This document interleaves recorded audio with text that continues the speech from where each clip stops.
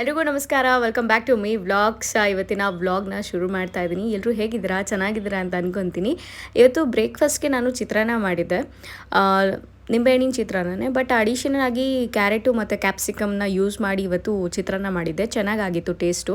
ನನ್ನ ತಂಗಿ ಎಂಗೇಜ್ಮೆಂಟಲ್ಲಿ ಮಾರ್ನಿಂಗ್ ಬ್ರೇಕ್ಫಾಸ್ಟ್ಗೆ ಅಂದ್ಬಿಟ್ಟು ಭಟ್ರು ಮಾಡಿದರು. ಚೆನ್ನಾಗಿತ್ತು ಚಿತ್ರಾನ್ನ. ಅದಕ್ಕೋಸ್ಕರ ಟ್ರೈ ಮಾಡೋಣ ಅಂದ್ಬಿಟ್ಟು ನಾನು ಟ್ರೈ ಮಾಡಿದ್ದೆ. ಚೆನ್ನಾಗಾಗಿದ್ದರಿಂದ ವೀಡಿಯೋ ಕೂಡ ಅಪ್ಲೋಡ್ ಮಾಡಿದ್ದೀನಿ. ಚಿತ್ರಾನ್ನದ ರೆಸಿಪಿನ ನಾನು ಆಲ್ರೆಡಿ ಅಪ್ಲೋಡ್ ಮಾಡಿದ್ದೀನಿ. ಡಿಸ್ಕ್ರಿಪ್ಷನಲ್ಲಿ ಲಿಂಕ್ ಕೊಟ್ಟಿರ್ತೀನಿ. ಟೇಸ್ಟ್ ಮಾತ್ರ ಎಕ್ಸಲೆಂಟ್ ಆಗಿರುತ್ತೆ. ಒಂದ್ಸಲ ಟ್ರೈ ಮಾಡಿ ನೋಡಿ. ತಿಂಡಿ ತಿಂದು ಪಾಪಗೂ ದೋಸೆ ತಿನ್ನಿಸಿ ಈಗ ದೇವಸ್ಥಾನಕ್ಕೆ ಬಂದಿದ್ದೀವಿ. ಇದು ನಮ್ಮೂರಿನ ದೇವಸ್ಥಾನ, ನಮ್ಮ ಮನೆ ದೇವರು ಲಕ್ಷ್ಮೀ ದೇವರು. ಸೊ ವಾರಕ್ಕೆ ಒಂದ್ಸಲಿ ಶರತ್ ಬಂದು ದೇವರ ದರ್ಶನ ತೊಗೊಂಬರ್ತಾರೆ. ಸೊ ಇವತ್ತು ಶರತ್ ಜೊತೆ ನಾನು ಕೂಡ ಬಂದಿದ್ದೆ. ಬೆಳಗ್ಗೆ ಬೇಗನೆ ಎಲ್ಲ ಕೆಲಸ ಆಗಿದ್ದರಿಂದ ನಾನು ಕೂಡ ದೇವಸ್ಥಾನಕ್ಕೆ ಹೋಗೋಣ ಅಂತ ಬಂದ್ವಿ. ತುಂಬ ಬಿಸಿಲಿದ್ದರಿಂದ ಪಾಪನ ಮನೇಲೇ ಬಿಟ್ಟು ಬಂದಿದ್ವಿ. ಸೊ ಏನು ಅಂದರೆ ನಮ್ಮ ಮನೆಯಿಂದ ಊರು ಬಂದ್ಬಿಟ್ಟು 2 ಕಿಲೋಮೀಟ್ರ್ ಆಗುತ್ತೆ, 1.5-2 ಕಿಲೋಮೀಟ್ರ್ ಆಗುತ್ತೆ ಅಷ್ಟೇ. ದೇವಸ್ಥಾನದ ರಿನೋವೇಷನ್ ನಡೀತಾ ಇದೆ. ಮುಂದಿನ ತಿಂಗಳಿಗೆ ಓಪನಿಂಗ್ ಕೂಡ ಇದೆ ದೇವಸ್ಥಾನದ್ದು.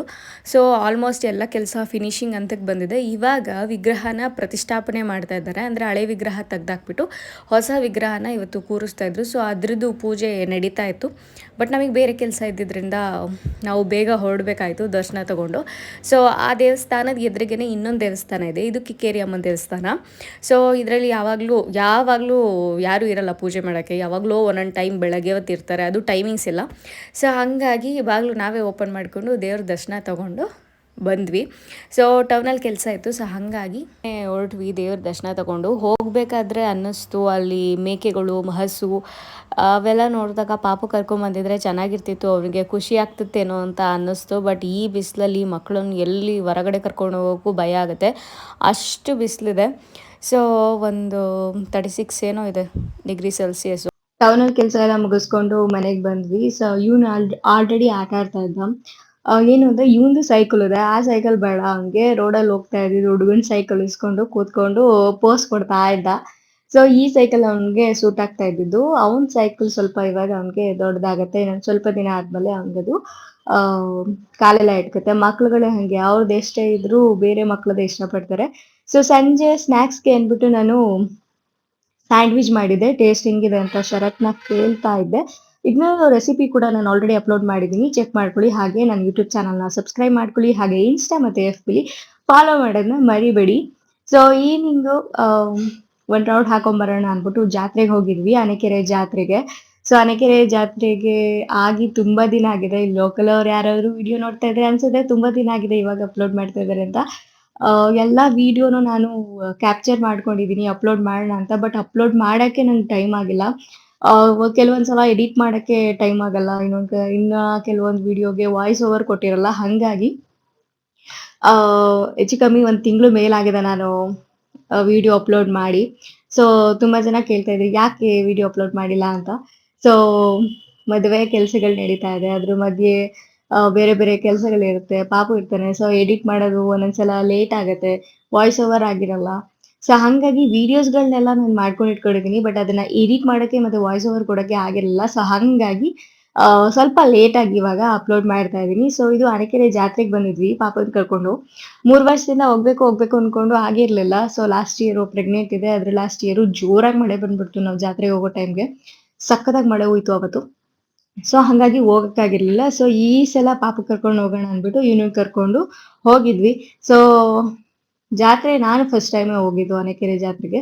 ಸೊ ಇದು ಮಾಮೂಲಿ ಎಕ್ಸಿಬಿಷನ್ಗಳಲ್ಲೆಲ್ಲ ಹಾಕಿರ್ತಾರಲ್ಲ, ಇವೆಲ್ಲ ಗೇಮ್ಸ್ ಅಲ್ವಾ. ಈ ನಂಬರ್ಗೆ ಬಾಲ್ ಹಾಕಿದ್ರೆ ಟೋಟಲ್ ಇಷ್ಟ ಆದರೆ ಒಂದು ಪ್ರೈಸ್ ಕೊಡ್ತಾರೆ ಅಂತ, ಅದು ಮತ್ತೆ ರಿಂಗ್ ಹಾಕೋದು, ಹಾಗೇನೆ ತುಂಬ ಗೇಮ್ಸ್ಗಳಿತ್ತು.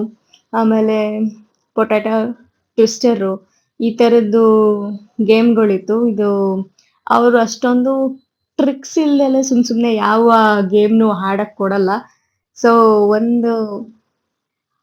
ಒಂದ್ಸಲ ಆಟ ಆಡೋಕ್ಕೆ 30 ರೂಪಾಯಿ ತಗೋತಾರೆ. 6 ರಿಂಗ್ ಕೊಡ್ತಾರೆ. ಅದು ಕರೆಕ್ಟಾಗಿ ಕೂರಬೇಕು. ಅವ್ರು ಇಟ್ಟಿರ್ತಾರಲ್ಲ ಅಲ್ಲಿ ಕರೆಕ್ಟಾಗಿ ಕುತ್ಕೊಂಡ್ರೆ ಅಷ್ಟೇ ಕೊಡೋದು. ಒಂದು ಸ್ವಲ್ಪ ಹೆಚ್ಚು ಕಮ್ಮಿ ಆದ್ರೂ ಅವರು ಕೊಡಲ್ಲ. ಸೊ ಅವ್ರಿಗೂ ವರ್ಕೌಟ್ ಆಗಬೇಕಲ್ಲ.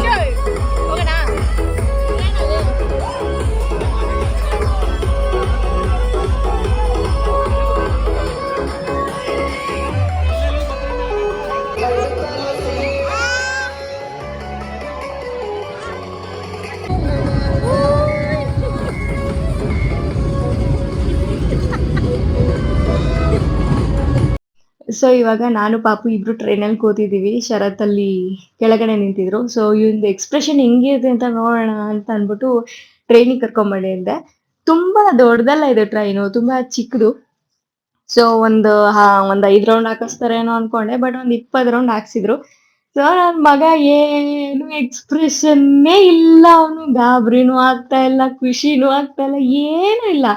ಅವನಿಗೆ ಭಯ ಆಗುತ್ತೇನೋ ಅನ್ಕೊಂಡಿದ್ದೆ, ಅದು ಇಲ್ಲ. ಬಟ್ ನಾನ್ ಮುಂದೆ ಸೀಟಲ್ಲಿ ಒಂದು ಹುಡುಗ ಕೂತಿತ್ತು, ತುಂಬಾ ಅಳ್ತಾ ಇತ್ತು. ಬಟ್ ನನ್ ಮಗ ಯಾಕೋ ಸೈಲೆಂಟ್ ಆಗಿ ಕೂತಿದ್ದ. ಅವನಿಗೊಂಥರ ಹೊಸದಾಗಿದೆಯಲ್ಲ ಅಂತ ಅನಿಸ್ತಿತ್ತೇನೋ ಬಹುಶಃ. ನಾನ್ ಶರತ್ ಕೇಳ್ತಾ ಇದ್ದೆ, ಏನು ರೆಸ್ಪಾನ್ಸೇ ಇಲ್ಲ ಇವನ ಹತ್ರ ಅಂತ. ಸೊ ಖುಷಿ ಆಯ್ತು ಒಂಥರ. ಅದೆಲ್ಲ ಆದ್ಮೇಲೆ ಇನ್ನೇನು ಹೇಳಿ, ಜಾತ್ರೆಯಲ್ಲಿ ವೆರಿ ಇಂಪಾರ್ಟೆಂಟ್ ಅಂದ್ರೆ ಅದು ಪುರಿ, ಖಾರ, ಜಿಲೇಬಿ. ಸೊ ಅವ್ರು ಯಾವ ಎಣ್ಣೆಲಿ ಬೇಯಿಸ್ತಾರೋ, ಯಾವ ಪಾಕಕ್ಕೆ ಹಾಕ್ತಾರೋ, ಅದು ಏನು ಇಂಪಾರ್ಟೆಂಟ್ ಅನ್ಸಲ್ಲ. ಆ ಬಿಸಿ ಬಿಸಿ ಆಗ್ತಾ ಇರ್ತಾರಲ್ಲ, ಜಿಲೇಬಿ ತಿನ್ಬೇಕು ಅನ್ನಿಸ್ತಾ ಇರುತ್ತೆ. ಸೊ ಹಂಗಾಗಿ ಪುರಿ, ಖಾರ ತಗೊಂಡು ಜಿಲೇಬಿ ತಗೊಂಡು ಬರ್ತಾ ಇದ್ವಿ. ಶರತ್ಗೆ ಬಾದುಷಾ ಅಂದ್ರೆ ಇಷ್ಟ, ಸೊ ಅದಕ್ಕಾಗಿ ಬಾದುಷಾನು ತಗೊಂಡ್ವಿ. ಸೊ ಎಲ್ಲಾ ಜಾತ್ರೆಗೆ ಹೋದ್ರುನು ಇದೊಂದು ಚೆನ್ನಾಗಿರುತ್ತೆ. ಪುರಿ ಖಾರ ಹಳೇ ಸ್ಟೈಲ್ ಆದ್ರೂನು ತಿನ್ನಕ್ ಚೆನ್ನಾಗಿರುತ್ತೆ. ಸೊ ಬಿಸಿ ಬಿಸಿ ಜಿಲೇಬಿ ಕಟ್ಟಿಸ್ಕೊಂಡು ಒಂದೆರಡು ಆಟ ಸಾಮಾನು ತಗೊಂಡು ನನ್ನ ಮಗನಿಗೆ ಬಂದಿದ್ದಕ್ಕೆ ನೆನಪು, ಇಷ್ಟು ವರ್ಷದಲ್ಲಿ ಈ ಜಾತ್ರೆಯಲ್ಲಿ ತಂದಿದ್ದೇನು ಮಗನೇ ನಿನಗೆ ಅಂತ ತೋರ್ಸಕ್ಕೆ. ಇಫ್ ಇನ್ ಕೇಸ್ ಅವನೇನು ಮುರ್ದಾಕದೆ ಹಾಳು ಮಾಡದೆ ಇಟ್ಟಿದ್ರೆ ಅಂತ. ಸೊ ಜಾತ್ರೆ ಎಲ್ಲ ರೌಂಡ್ ಹಾಕೊಂಡು ಪಾಪ ಅವನಿಗೆ ಏನೋ ಒಂಥರ ಖುಷಿ ಆಗ್ಬಿಟ್ಟಿತ್ತು. ಅವೆಲ್ಲ ನೋಡಿ ಸುಮ್ಮನೆ ಪ್ಳ ಅಂತ ನೋಡ್ಕೊಂಡು ಓಡಾಡ್ತಾ ಇತ್ತು ಜಾತ್ರೆಯಲ್ಲೆಲ್ಲ. ಸೊ ಜಾತ್ರೆ ಕತೆ ಮುಗೀತು. ಸೊ ಇಲ್ಲಿಗೆ ನಾನು ಈ ವ್ಲಾಗ್ನ ಎಂಡ್ ಮಾಡ್ತೀನಿ. ನೀವು ಇನ್ನೂ ನನ್ನ ಚಾನಲ್ಗೆ ಸಬ್ಸ್ಕ್ರೈಬ್ ಆಗಿಲ್ಲ ಅಂದರೆ ದಯವಿಟ್ಟು ಸಬ್ಸ್ಕ್ರೈಬ್ ಮಾಡಿಕೊಂಡು ವಿಡಿಯೋನ ನೋಡಿ. ಹಾಗೆಯೇ ನಂದು FB ಮತ್ತು ಇನ್ಸ್ಟಾ ಪೇಜ್ಗಳನ್ನ ಫಾಲೋ ಮಾಡೋದನ್ನ ಮರಿಬೇಡಿ. ಆ್ಯಂಡ್ ಇನ್ಮೇಲೆ ಆದಷ್ಟು ಕಂಟಿನ್ಯೂ ಆಗಿ ವಿಡಿಯೋಸ್ಗಳನ್ನ ಅಪ್ಲೋಡ್ ಮಾಡ್ತೀನಿ. Thank you so much for watching. Bye.